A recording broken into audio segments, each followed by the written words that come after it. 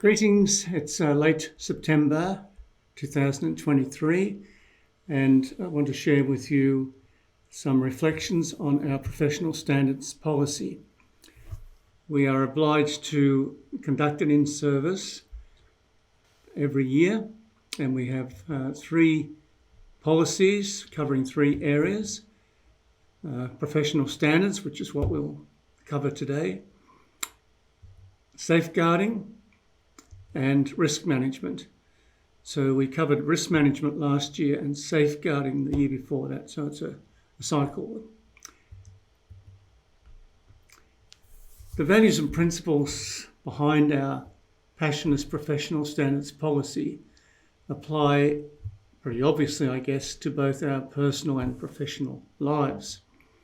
They're obvious in a way: respect for every person, a commitment to the well-being of others, cultural sensitivity and integration, honesty and accountability, and the belief and practice that leadership is for service. Our conduct should be a model to people at all times, so we can't just say we're performing professionally and our private life doesn't reflect the high demands that our professional life requires of us. So our behaviour and practice must be professional. That's consistent with what we're doing. Every child and every vulnerable adult, or we call them now adults at risk, must be safe when they're in our care. These are expectations that people should be able to have of us. So this recognises that adults can be vulnerable or at risk because of either their cultural, their physical, their emotional or mental reality. So we don't regard someone as being at risk as only someone who might be very obviously at risk, say with a physical defect or a hearing impediment. It's much broader than that. And it includes students who, because, especially in the Vietnam context, because of cultural hierarchy, even though they're adults, sometimes they are at risk because they don't necessarily have the freedom to stand up for themselves against the expectations or practice of the cultural hierarchy. Opportunities for in-service must be regular. So even though this is our province policy, this is a demand for every organisation in Australia that there has to be annual in-service. So even though we've covered much of this before, we're continually updating or being updated and applying what we've learned and become aware of each time we do the in-service. Our professional standards and safeguarding policy, and we've got one on each of those two topics, reflects the principles called for by the Vatican, by our congregation and by our province. And that means that everyone who's what we call our passionless family, professed members, our employees and our volunteers, have to be vetted for safety to work with children or adults at risk, and they must sign a province code of conduct. And we know some people have balked at the idea of having to have this working with children check, but again, it's a requirement if you're going to be exercising a relationship ministry where there are children or adults at risk, then you must have the working with children check. When we talk about the expectations people rightfully could have of us, we would say each of us needs to have good communication skills, emotional and psychological well-being, so a reasonably well-balanced personality in terms of emotional and psychological health, appropriate interpersonal relationships, maintain appropriate records so that we have a record of those things that should be kept, maintain an awareness of the relevant legislation that ensures safety and the well-being of children is practiced. So we see this, apart from the responsibility of those of us concerned or designated to deal with these issues, we often become aware of it through the media or through church statements of updating requirements. So when we think of professional behaviour, one issue that's surfaced more significantly since the last time we covered this is allowing our employees the time and the space to do their work. So this has actually come from some of them, that they would like us to respect the physical boundaries between us and them, and same applies between themselves and one another. And that some lay members or employees do not necessarily want to be hugged. It might seem very friendly and cosy, but it's not necessarily what everyone wants, and especially not multiple people doing it. So it's just something we need to be sensitive about. And included in that is just to be aware of cultural differences, that those sort of physical expressions of familiarity are not necessarily what some of the cultures are comfortable with. And sometimes some of our men from other cultures are not really comfortable with what they think is expected of them, to hug certain people, for example. It's reasonable for people to expect that we use appropriate language and dress, especially when we are performing professionally, that we are attentive to our duty of care, which is quite simply avoiding harm to others, that we don't present ourselves as having either qualifications or expertise if we don't actually have them. And there are cases of people who have sued in this regard for someone who has given particular advice, but it turns out they don't have the qualifications to have provided that advice. With our responsibilities in ministry, each of us must respect and observe appropriate professional boundaries, whether that be physical, sexual, emotional, or psychological. So, of course, that calls for a reasonable level of maturity to be able to discern what's appropriate. A ministerial relationship is professional, and therefore it's different from relationships we have with family members or friends. Different standards of behaviour are required within a ministry context because of that. Another thing that has also surfaced is the recognition that we need to be more attentive to the challenge of maintaining a personal relationship and a professional responsibility. So this especially applies when the people we co-minister together, either all lay people or professed and lay people, where those relationships have become personal and good friendships, they can sometimes make our professional responsibilities and actions difficult, where it becomes a bit blurred. So supervision and or dialogue with people is essential to ensure that boundaries aren't crossed or that situations don't become blurred, that our own personal relationships can prevent us from acting in an appropriate professional way. Under the area of sensitivity to difference, we have to challenge any action or comment that's likely to offend, insult, humiliate, or intimidate another person because of their race, their colour, their gender, or their national or ethnic origin. This is, in our societies now, this is becoming much more demanded, so it's something we might easily expect, but something we certainly should be demanding of ourselves. And our chapter of just a few months ago committed us to cultural integrity, and we're going to need to unpack the implications of that as we work alongside one another from different cultures. Under the area of work health and safety, and this is a much broader area than we'll cover just here because it's got its own area under safeguarding. But one thing we have also recognised is that not every community has a work health and safety officer, or not every ministry has a work health and safety officer. But that is a requirement not just of our own policy, but again by government regulation for any organisation. There should be a work health and safety officer. And that person should be delegated to have appropriate authorisation to expect certain things are done or not done.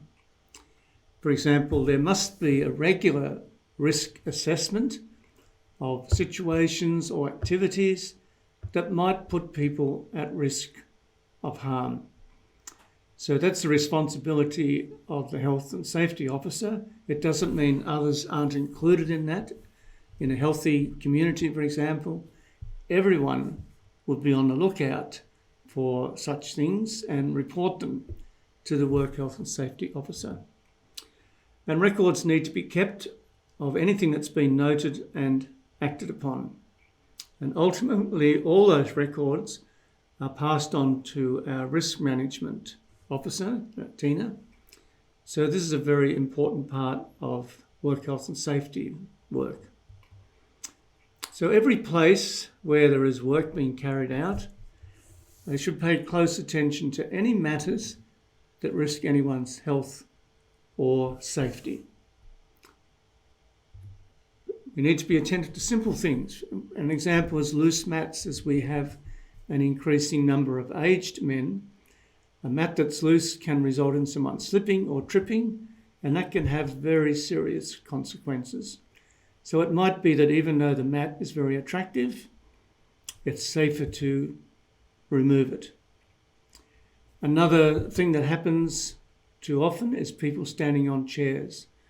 There needs to be a ladder available in proximity that can be used, because there can be serious injury to someone standing on a chair.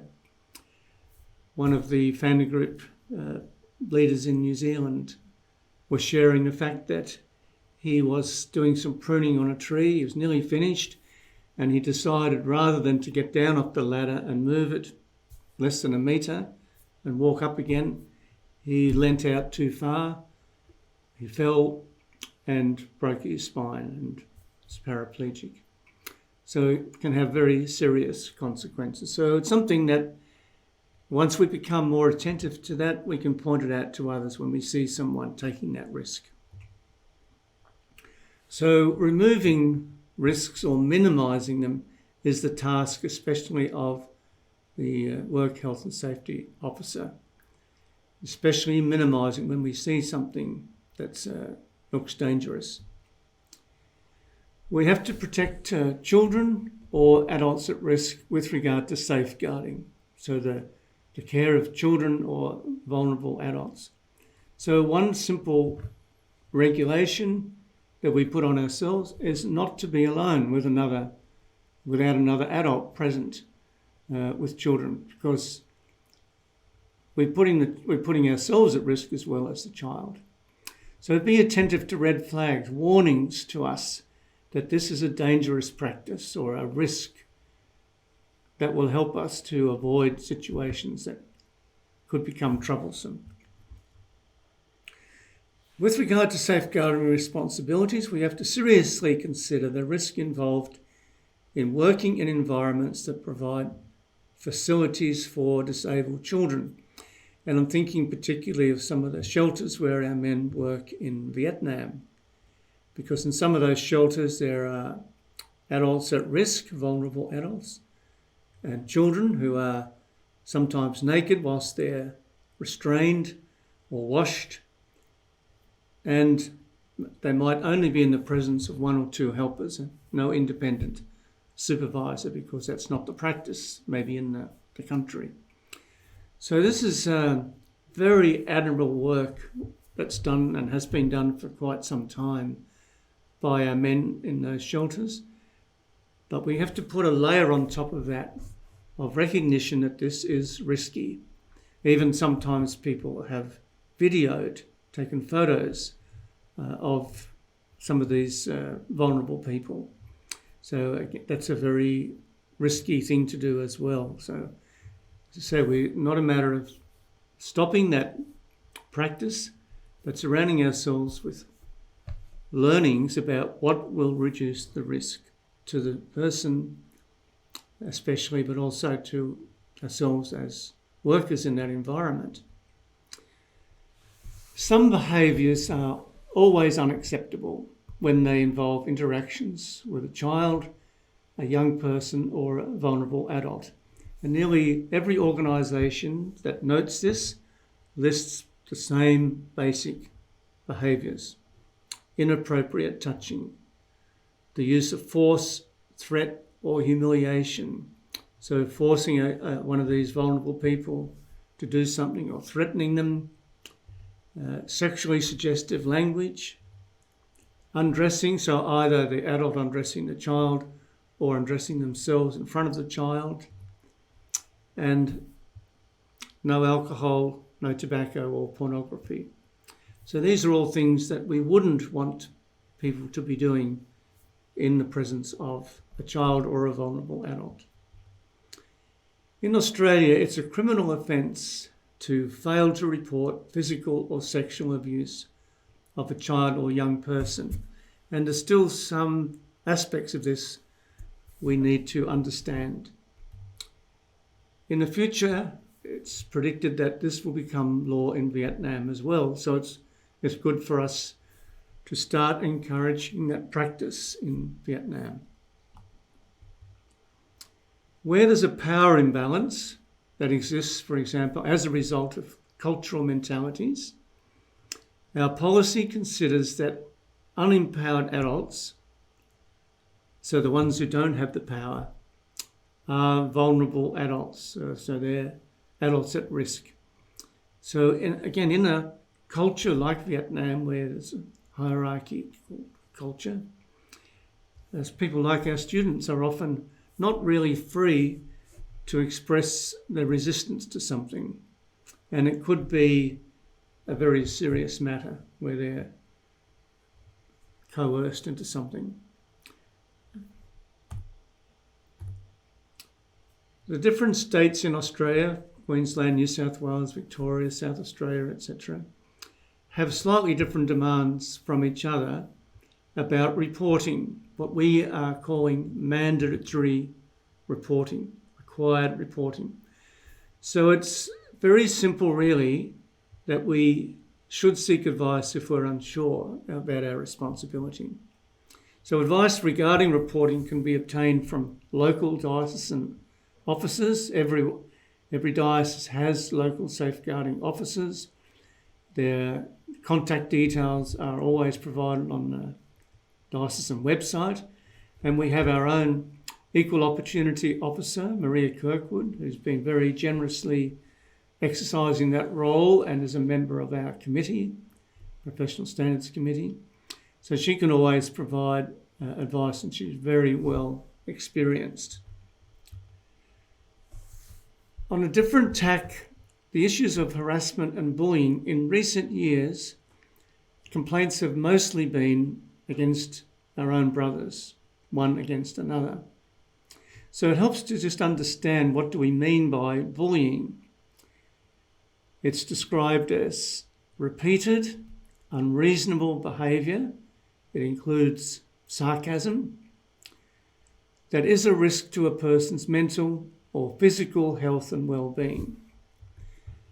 So to avoid bullying, it's a matter of not threatening someone, not humiliating them, making fun of them, not harassing them, not embarrassing them, not victimising, keeping on picking on them, not undermining them. So taking away their confidence, laughing, mocking them.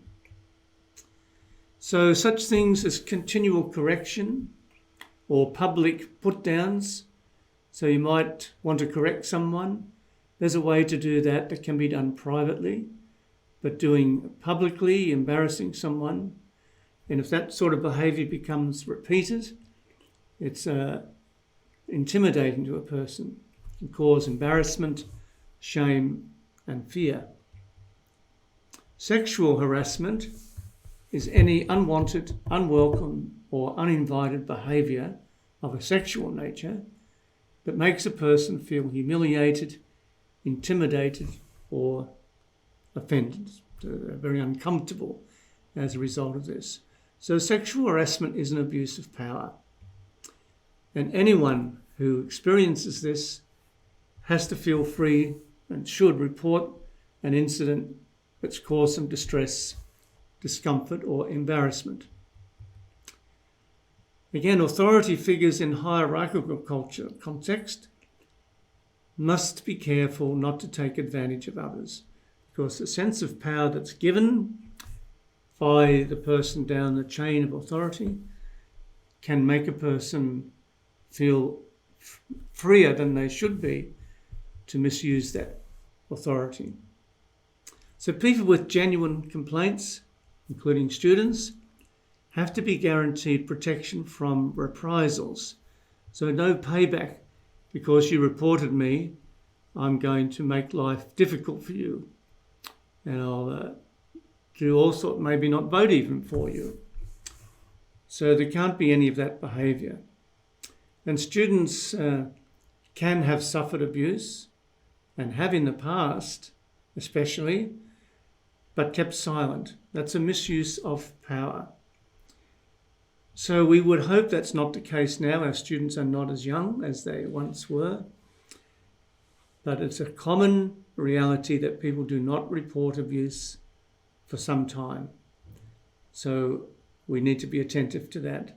Hopefully, anyone who experiences abuse in this day and age in our province will report it. We have an obligation, again, we're speaking about professionalism, not to betray the trust that's placed in us by people who disclose personal information, unless to do so would create greater harm. So there's some room for us to discern, should we keep this particular matter in confidence? And it's certainly the case. Sometimes people will tell us something and then later say, oh, by the way, that's confidential. Well, that's not appropriate. The statement about confidentiality should come first. And sometimes a person might say, well, I don't want to hear this because I don't want to be bound by the confidentiality that you're asking for. However, if people do give us information that's private and personal, we have a strong sense of responsibility to respect that. It has to be a good reason why we wouldn't do it. It has to be maintained to the full extent it's possible and appropriate to do so. So consistent with legal and ethical requirements. There may well be, especially if someone's told us something that's a criminal matter, there's no question today of our responsibility to report that. So the confidence is put aside. So we have to appreciate that that's a reality. So if information comes to us concerning a criminal act, this is what we call mandatory reporting. Our obligation is to report the matter to the police.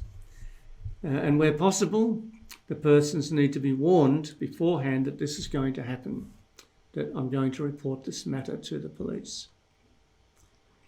In the matter of finance and professional behaviour, there has to be clear guidelines and appropriate policies to ensure the prevention of fraud or the loss of community and province resources. We have learned in reasonably recent years that fraud is possible, financial fraud, and that community property or finances can be taken from us. And it's easy, as we know today, for people to feel or to fall victims to fraud with internet scams and such things. So we have a vow that obliges us to share our resources with the community, and sometimes that's just a day-to-day matter, that sometimes it's under the authority of the community leader or the econome that those resources are shared. Accepting and especially soliciting donations from people is a very dangerous practice. The expectation, again, in some cultures, is that people will give money if they're asked for it or if it's hinted at, and then sometimes that can put the person in a bind that now I feel obligated to this particular person. And it can also lead to one person having possessions and finance that others in the community do not have. So it should be the community that's receiving donations rather than individuals. Under the area of well-being, we should be striving to have a healthy lifestyle that safeguards and promotes physical and psychological health. So it's obvious that certain foods don't fit that, and the most obvious ones would be food that contains high levels of sodium, salt, or fat. They're dangerous to health, especially for the risk of heart disease. And a simple activity that's worthwhile is to look at the cans, the bottles of sauces and such things in our cupboard and just have a look at how much sodium content is there. Because if that can be reduced, it's going to be a contributor to better health. It's also advisable to have an annual checkup, a medical checkup. It's often said that men are very good at getting their cars serviced regularly, but not themselves, looking after their own health. We do have a no smoking policy in the province for those in formation. There are some already out of formation who smoke, and we would hope in time they can give that addiction away. It's not an easy thing to do, but it runs the risk of providing real challenges to health and finance in the future. It's also suggested that we become more attentive to working excessive hours so that work doesn't interfere with our personal needs and our personal well-being, our health. There are times when it's necessary to work for a period of time intensely, but if we keep that level of high work contact for too long, our health is likely to suffer, as well as other aspects of our lives. So leisure time and spiritual input are necessary for restoring energy and spirit. So that includes relaxing time in community. We shouldn't make unreasonable or intrusive demands on other people outside normal working hours. So obviously our employees, our volunteers, contacting them when they're not really in the working frame hours is unfair unless it's an emergency. And that's something we perhaps need to be more attentive to, even of one another.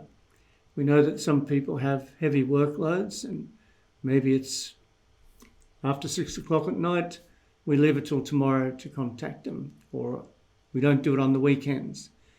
It's becoming a common practice for some business to fine people, fine employers, if they are contacting their employees for work outside of working hours. So we need to be attentive to our staff. So under the area of social media, there are well-known cautions that we should be aware of. And our policy applies to all types of social media platforms and communication tools, whether they exist now or will be created in the future. There's no doubt that by the time the next in-service is provided, in roughly a year's time, that there will be other internet and social media challenges that we're not even aware of at the moment. The current issue that's being paid a lot of attention is artificial intelligence. And there's going to need to be some guidelines for our best use of AI. I think an example of what's inappropriate professionally would be the public criticism of appointed leaders and our policy following the guidelines of other professional standards policies is that can lead to censure, to some kind of sanctions or penalty for someone who publicly criticises leaders through the social media. It's too often happens in the secular world. There's a little video clip, we won't show it here. It's called Did You Know? And it's been updated several times. Did You Know 2022 by Jose Estevez. So you could look that up, and it just is a way of highlighting some of the dramatic growth and changes in social media and where it's being used most in the world at the moment. So, as I say, if you look that up, you'll see that website. So our policy has 6 or 7 guiding principles. First of all, anything we post should respect the beliefs, the values, and the customs of the province, as well as the principles and workplace policies that our professional standards policy expresses. So that's fairly obvious, but sometimes we need to go back and check what those values and beliefs are. So online behaviour, so what we view, what we watch, what we post, what we comment on, must reflect the behaviour expected of anyone who represents the Passionist family. So think before you post is a good guideline that we have to own the consequences of our behaviour. Criminal acts can occur as the result of downloading particular images, especially of children. So that's not just an unwise thing to do, it's illegal. So to protect information and to protect yourself, we should be obtaining prior approval from the appropriate authority to participate in checking social media in participating on behalf of the Passionists. So some people might ask sometimes, well, who do I get authority from? And a good little guideline is, if in doubt, check it out. There's always people to ask, should I get approval or advice from particular persons? Someone will tell you. So we shouldn't claim or create the impression that we're speaking on behalf of the Passionists unless we have explicit permission to do that.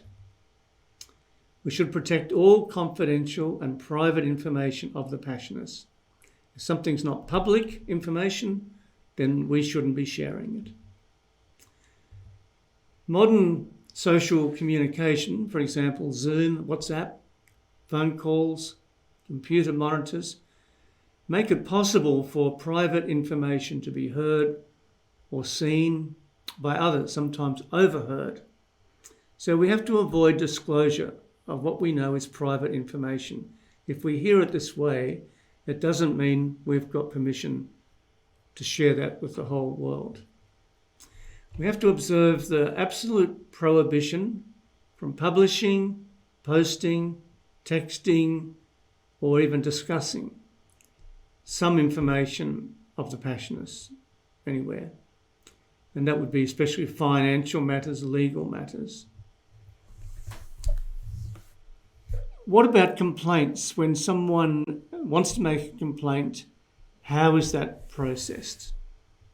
We have an effective strategy for that, for dealing with complaints. It's been in practice now for several years. A qualified independent person is appointed to conduct a formal investigation of any serious complaint.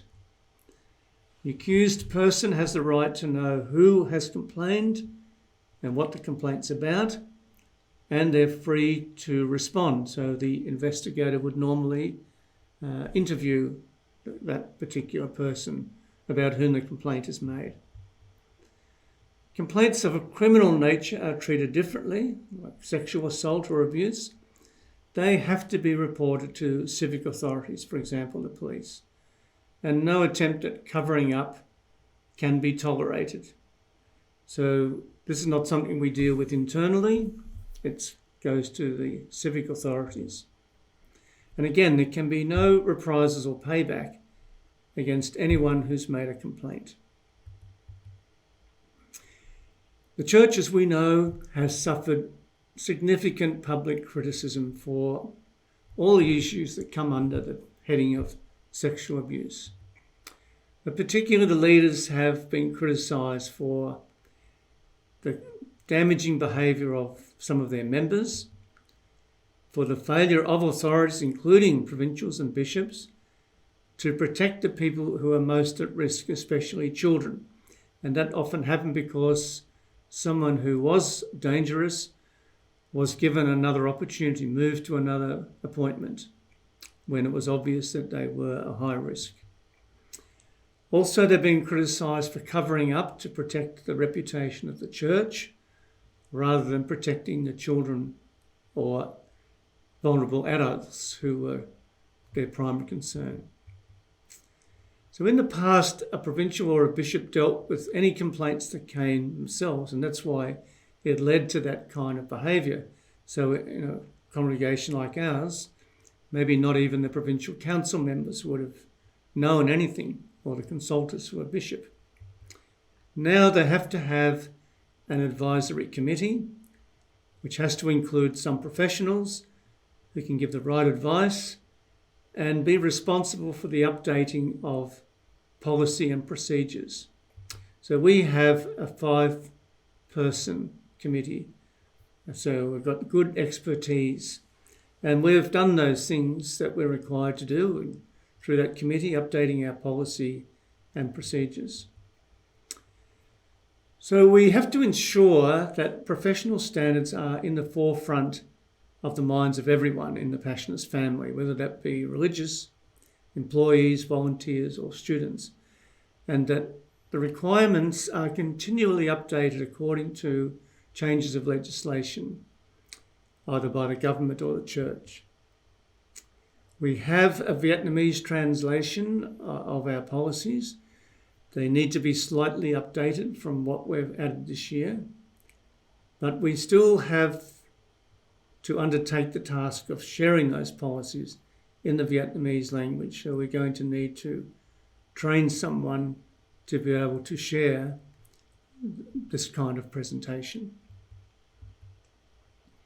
Our province policy has been revised 6 times since 2012, so that's evidence that we've been learning and we've been complying with what's been asked for in terms of updating.